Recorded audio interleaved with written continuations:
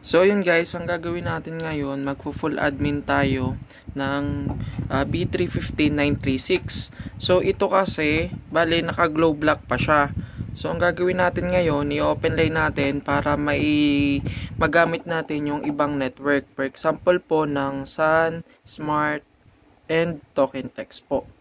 So ngayon po, ang gagawin ko, kakalasing ko na to para mailagay ko na siya sa USB mode. So ipapass forward ko na po ito para mabilis po tayo.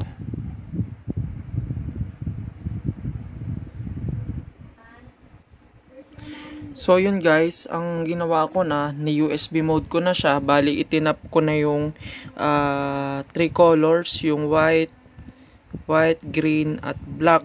So hindi ko na po itinap yung red. Bakit? Kasi yung red ginagamit lang yon para sa kinukulang yung power nung modem. Since hindi naman siya nagkukulang at okay naman para sa akin, so hindi ko na siya tinap. So yung red is optional lang po yon. So ang ginawa ko, pag naka USB mode na po yan, wala na po yung ilaw dito. So ang gagawin nyo po para ma-USB mode yan, itatap nyo po yung dalawang metal pong yun. So pagdidikitin nyo po yung dalawa. So once na connected na po siya, so lalabas po yan sa device manager nyo. Yung ports COM-LPT. So yan po yung yan po yung indicator na naka USB mode na po yung modem. So ang gagawin na po natin ngayon is ipa-flash na po natin yung firmware. So open na natin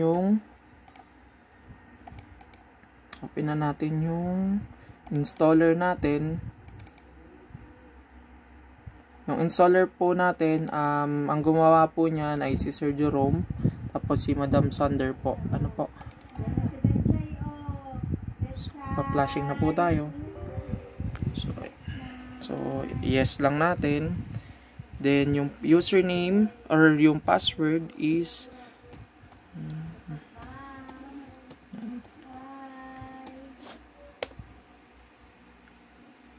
so yan.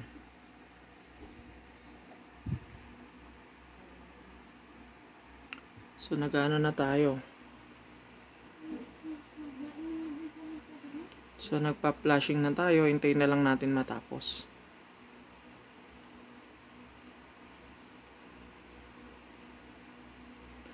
So pagka natapos na yan, so pwede na natin gamitin yung modem. So pwede na natin lagyan ng SIM card. Pero yung iba kasing model is kailangan pang i-change IMEI at landmark address para magamit ng maayos. So ang gagawin ko, i-change ko na din ang IMEI nito mamaya para kahit anong SIM pwede. So ayan na, nagre-reboot.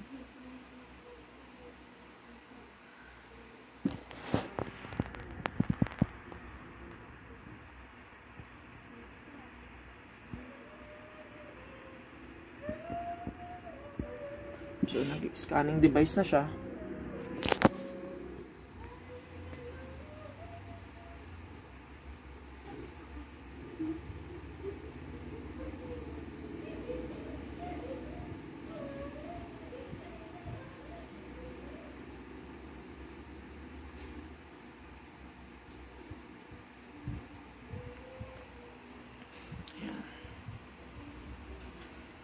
Start USB loader na. So success.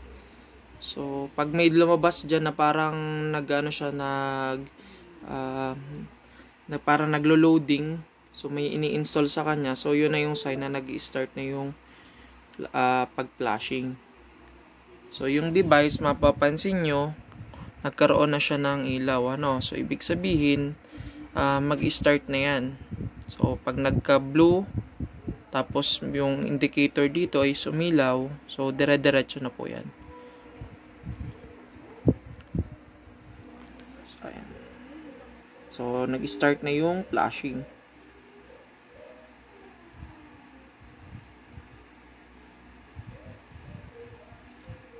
Yan. So yan, nakikita nyo may lumabas na, and then umilaw na din yung ating modem. So meron na yang 4 na ilaw dito, dito, at 2 dito. So makikita nyo, yan. So na siya, nag-start na siya mag-install.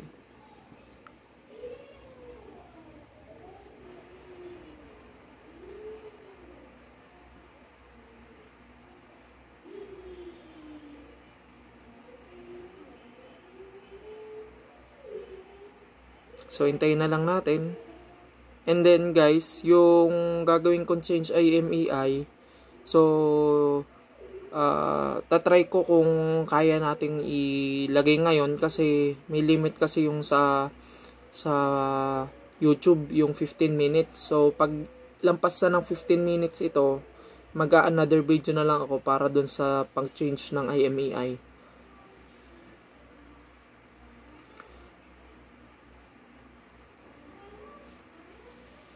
So, yung pinakadulo nito, yung web UI, pag halimbawa natapos yan, automatic tapos na yung pa-flashing natin. So, pwede na nating hugutin yung cable at pwede na nating salpakan ng ibang SIM.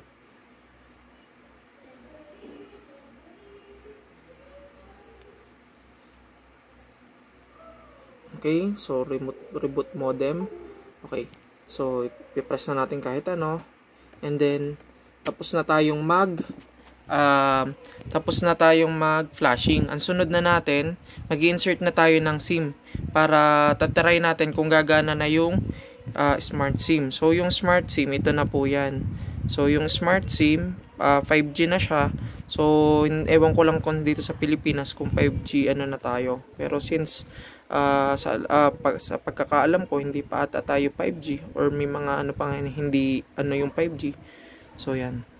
Tayo yung 5G. So, pause ko muna para insert ko na yung SIM card.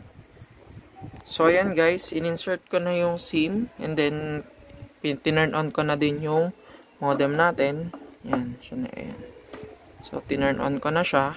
So, i-connect nyo na lang yung LAN cable niya dun sa ginagamit yung PC. Yan, tulad yan. So, kinonnect ko na. So, yan, red light pa siya. Kasi nga, hindi pa natin na-change IMEI. So, ang gagawin natin, mag-change IMEI na tayo. Okay, so bago natin i-change, pasok muna tayo dun sa web UI. 192.168. Okay. So, pasukin na muna natin yan para ma-configure natin. So, admin lang ang password niyan, admin. So, pag may lumabas yan, i-uncheck nyo. Tapos ito. And then, baguhin natin yung language niya. Gawin natin English. Yan. So, dito, bali, papakita ko sa inyo yung sinasabi ko sa inyo yung IMEI. Kaya hindi pa siya nakaka-read. Ito yung karamihang problema ng iba. Yan, yung IMEI niya 00. Kaya yung SIM hindi niya binabasa. So, ang gagawin natin, i-change na natin yan. Okay? So, pupause ko muna. I-open ko lang yung aking firmware para makapag-change IMEI tayo. So, ayun guys, in-open ko na yung aking firmware ng pang-change IMEI. Then, ang ginawa ko kasi, binack-up ko na yung IMEI ko. So, yung IMEI ko, ilalagay ko na lang siya dito. Yan. So, ilalagay ko lang yan dyan. So, yung serial number. So, ilalagay ko yung serial number. Okay. So, next, MAC address. So, yung IMEI at LAN MAC address serial number po, ito po yung mismong original pa nitong modem ko. So, hindi ako nagpalit ng ibang IMEI. So, mismong ito yung gamit ko. No? So, yan. So, password na. Ito na yung pinakahuli. And then, magre-reboot na yung modem natin. So, magre-reboot na siya. So, kumpara kanina nakita nyo na hindi nare-read yung SIM, nagre-red light pa yung modem natin. Ngayon, testingin natin kung mariread niya na ba yung SIM card.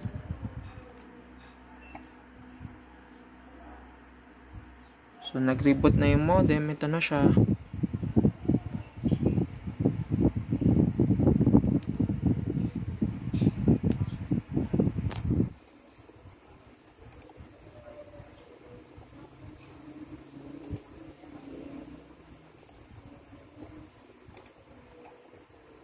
Tingnan natin kung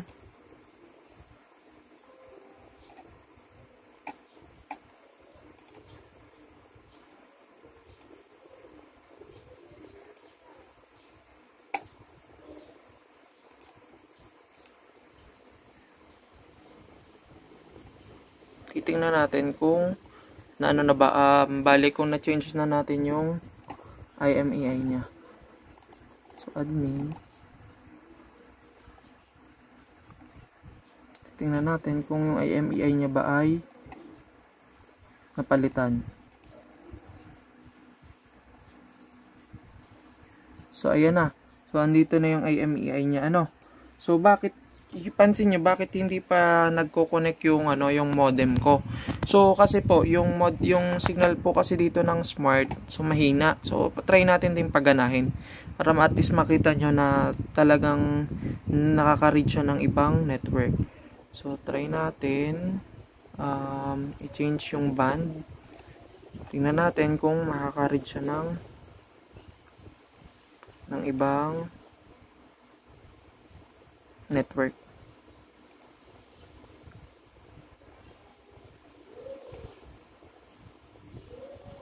So, tingnan natin. Yung ginagawa ko kasi, change ko yung frequency. So, titingnan natin kung pwede dito. So, dapat yan natin yan. Mapagana natin.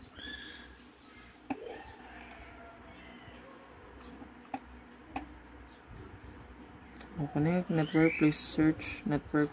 Okay. So, try natin mag-search tayo ng network. So, kasi sobrang hina talaga dito ng smart. Kaya ang ginagamit ko dito, Globe. So, try natin na mag-search tayo ng network. So, mag-manual tayo. Try tayo mag-search kung makaka-receive ba tayo ng smart.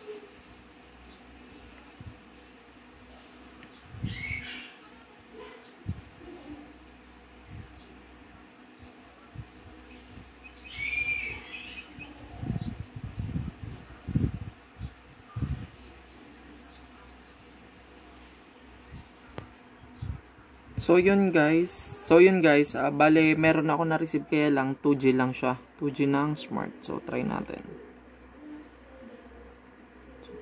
Siya.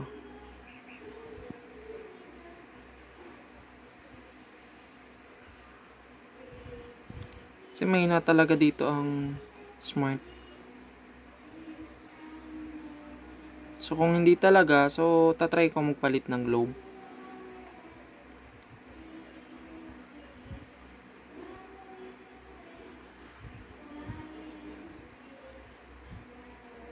So, failed talaga. Ayaw talaga niya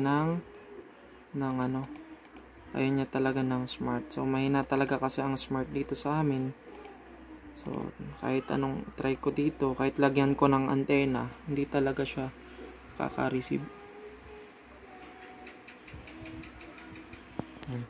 So, tatry ko guys na lagyan ng Globe SIM.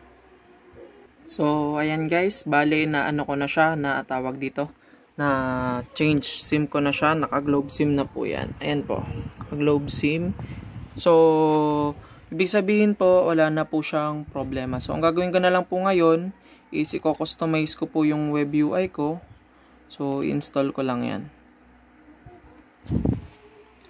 So, bali ang ginagawa ko dito is kino-customize ko lang yung interface ng web UI ko.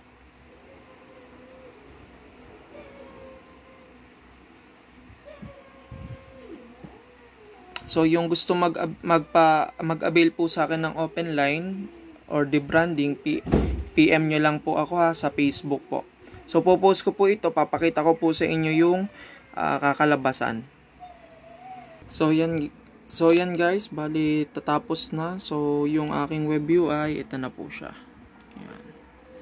So, inano ko po yan, kinostomize ko po. Ayan. Para maiba naman po. So, yun lang po. PM lang po kayo sa akin kung may magpapa-open line o magpapa-service po kayo. Yun lang po. Maraming salamat.